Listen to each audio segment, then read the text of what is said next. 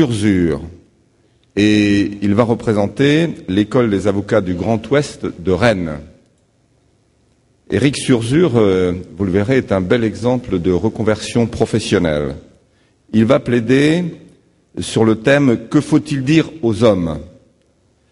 Asia Bibi est une femme pakistanaise pauvre et chrétienne qui a été condamnée à la pendaison en 2010 pour avoir bu l'eau d'un puits réservé aux musulmans. J'appelle Éric Surzur.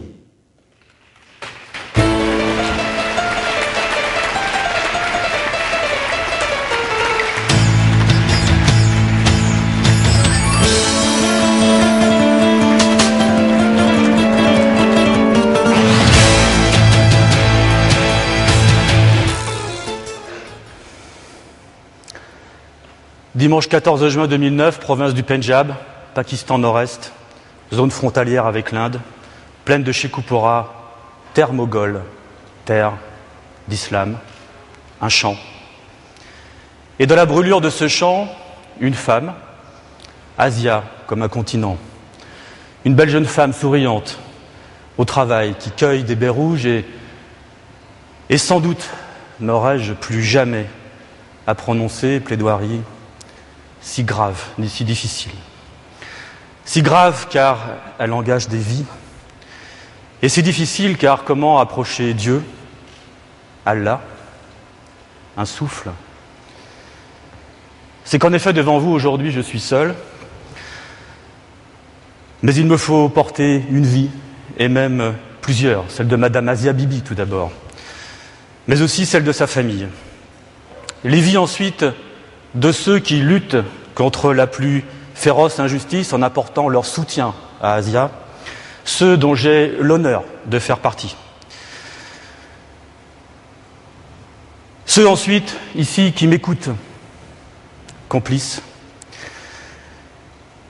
tous également passibles de la peine de mort, selon le code pénal pakistanais. Jusqu'à ce 14 juin 2009, la vie d'Asia Bibi est une vie simple mais heureuse, entourée de son mari et de ses précieux enfants, dont une petite fille handicapée, qui se demandera encore ce soir pourquoi maman ne rentre plus à la maison. Et sur ce bonheur, la foi chrétienne, indicible, entière, et une petite Bible cachée sous un matelas. Personne ne sait lire à la maison, personne. Mais qu'importe de lire, seule la foi compte. La foi. Asia est une femme courageuse, ouvrière agricole, que le travail n'a jamais effrayée, jamais.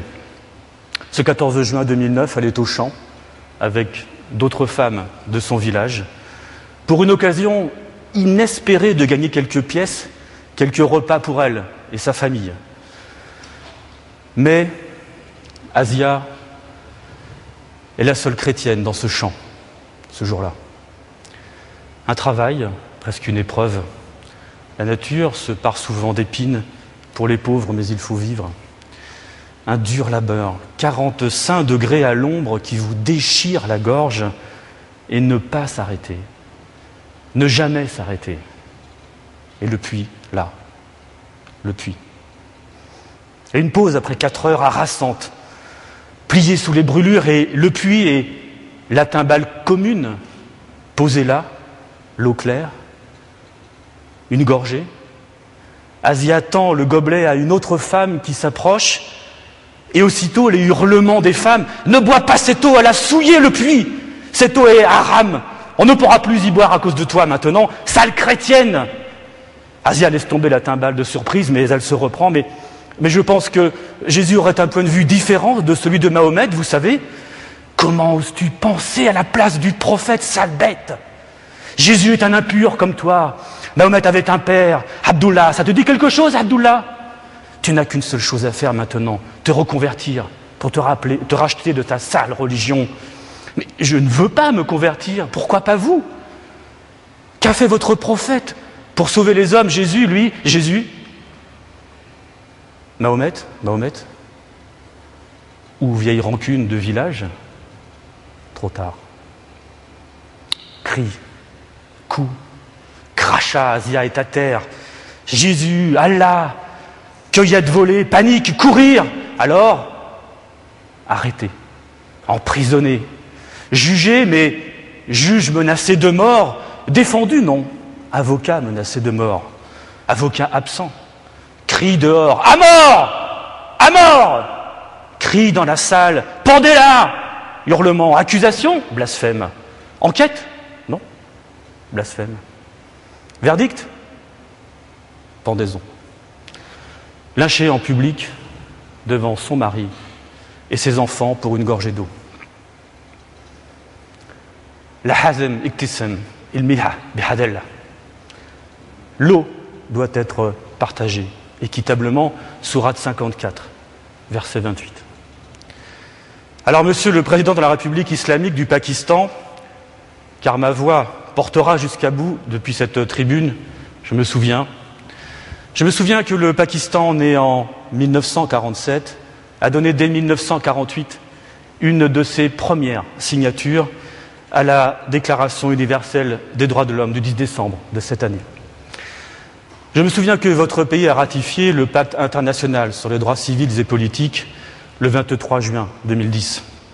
Je me souviens que l'article 19 de ce pacte garantit à tout citoyen de ne pas être inquiété pour ses opinions. Je me souviens aussi que le préambule au fronton de votre Constitution rappelle votre volonté de lutter contre l'oppression et la tyrannie. Je me souviens que l'article 20 protège toutes les croyances et l'exercice des cultes. Je me souviens encore, Monsieur le Président, qu'Allah porte 99 noms dans le Coran, et parmi ceux-ci, Ar-Rahim, celui dont la bonté est évidente. As-Salam, celui qui instruit la paix. Al-Ghafour, le clément. Al-Ghaffar, celui qui pardonne, et ce nom est cité 120 fois dans le livre sacré. Mais Asia n'a pas eu d'avocat. Combien j'aurais voulu l'être moi-même. Il a préféré ne pas se présenter. Comment lui en vouloir? Il n'a donc pu signer les procès-verbaux, comme l'exige pourtant le Code de procédure pénale. Pas d'avocat, pas de défense, mais Allah et la mort. Cette procédure est donc gravement irrégulière, Monsieur le Président. Et le juge, j'allais dire, il fallait bien qu'il soit là, lui. Alors il est venu, et il entendait les cris. Et nous connaissons tous ces cris-là. Et nous savons ce qu'il réclamait. Il a préféré vivre. Alors, fallait-il? Il est le clément.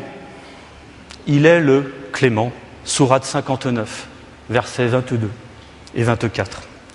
Article 295C du Code pénal pakistanais, quiconque par la parole ou l'écrit ou par une représentation visible ou par insinuation, directe ou indirecte, profane le nom sacré du saint prophète Muhammad, paix soit sur lui, doit être puni de mort ou d'emprisonnement à vie et sera également passible d'une amende. Asia a simplement demandé à ses femmes si Mahomet aurait interdit de boire à une femme assoiffée. Alors je le redis, et je vous redis, il faut partager l'eau équitablement. Vous savez, Monsieur le Président, que cette loi est profondément injuste, vous le savez. Alors je plaide ici non seulement pour Asia, mais aussi pour tous vos compatriotes pakistanais et tous les musulmans qui seront demain victimes de ce texte, les musulmans qui en sont les premières victimes. Beaucoup de gens de mon pays, Monsieur le Président, croient, et croiront encore, et croiront toujours au Tout-Puissant. Et plusieurs millions d'entre eux sont musulmans. Mais aucun ne méritera jamais de mourir en public pour avoir parlé de Dieu ou d'Allah, la foi des hommes. Une seule vie vaut toutes les guerres, Monsieur le Président. Songez si là, dans l'heure, c'était la vôtre, pendu. pour une parole ou celle de votre enfant.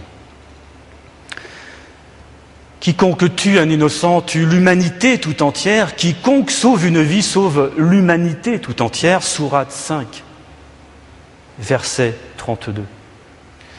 Alors non, la loi pakistanaise n'est pas seulement dure, elle est aussi profondément contraire au Coran qui fonde vos institutions.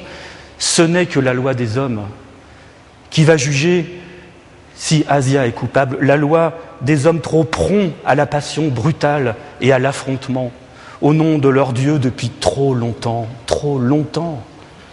Le 4 janvier dernier, fallait-il que soit tué Salman Taseer, gouverneur du Pendjab, abattu de 29 balles pour avoir soutenu Asia en lui rendant visite en prison. L'assassin, son propre garde du corps, a dit avoir agi au nom d'Allah. Le Pakistan perd un grand homme, ont écrit les journaux. 2 mois plus tard, fallait-il que le même vent de haine emporte Shahbaz Bhatti, ministre des minorités religieuses, le premier musulman, le second chrétien. Écoutez-moi encore un peu, Monsieur le Président, vous honoreriez le Pakistan et vous grandiriez le nom du prophète en demandant à votre Parlement d'apaiser les esprits, en lui demandant de modifier ou d'abroger cette loi qui incite elle-même au blasphème, puisqu'il suffit d'un simulacre d'offense à Allah pour mourir, mais aussi pour faire mourir, et j'allais dire, à volonté. Il suffit en effet de jeter quelques pages déchirées du Coran devant la porte de son voisin pour s'en débarrasser à jamais, et vous le savez. Perversité. Je sais aussi qu'un homme qui calait sa vieille table avec un livre a, il y a peu, été dénoncé par son voisin et emprisonné à vie. L'homme était pourtant aveugle, mais le livre était un Coran. Je sais que de tout le Pakistan, Monsieur le Président, vous avez entendu monter l'indicible colère des hommes contre cette révoltante injustice. Allah a-t-il exigé? Le Coran permet-il que des musulmans blasphèment, que des hommes et des femmes, des croyants, s'accusent et meurent injustement parce que cette loi existe? Permission est donnée à ceux qui combattent à la suite d'une injustice et Allah veille à leur octroyer la victoire. Sourate 22, verset 38. Alors ici, en Normandie, d'ici, je vous le dis, Monsieur le Président, aujourd'hui, avec Asia, nous sommes chrétiens pakistanais libres. Et je me souviens des jardins de Shalimar, où j'aimais autrefois, au crépuscule de mes batailles perdues, fermer les yeux sur la paix retrouvée. Voyageur épuisé, j'avais fait ma religion de ces fontaines. Asia, nous construisons ta fontaine, entends-tu? Entends-tu? Nous ne baisserons jamais les bras. Monsieur le Président, Asia attend d'être jugée en appel, mais elle faiblit dans le cachot boueux et puant de chez Kupura, oui, le cachot, d'où elle ne sort plus, ou même elle risque à tout moment aujourd'hui d'être assassinée. Ce n'est que la justice des hommes qui va juger si ce gobelet d'eau mérite la mort en public, devant ses enfants. Alors, Monsieur le Président, j'aimerais simplement qu'avant de rejuger Asia, une croyante comme vous, nous nous souvenions tous que tous les hommes ont besoin qu'il pleuve sur leurs épaules quelque chose comme un chant sacré, un chant d'espérance et de tolérance. Oui, un chant d'espérance et de tolérance.